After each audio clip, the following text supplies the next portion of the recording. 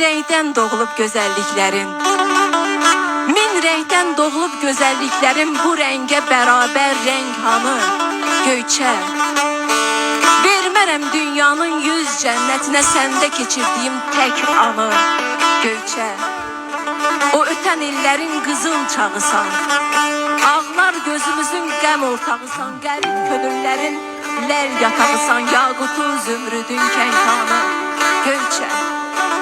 Aman bu həsrətin, aman əlindən, xəyalım dolanıb keçir çölündən, yuyunub çıxıbsan Göyçə gölündən, dünyada sənin tək pak hanı? Göyçə. Varsan ömrümüzün ağıllarında, qalıbsan hamının ağıllarında, görmüşəm ziyalı oğullarında mən sənin işıqlı zəkanı. Göyçə. Şöhrəlir dolanır eli mahalı, titriyir diləndə könlümün xalı. Burada yaşa dolu Ələsgər alır ağır kişilərin məkanı. Göyçə. Ağır kişilərin məkanı. Göyçə.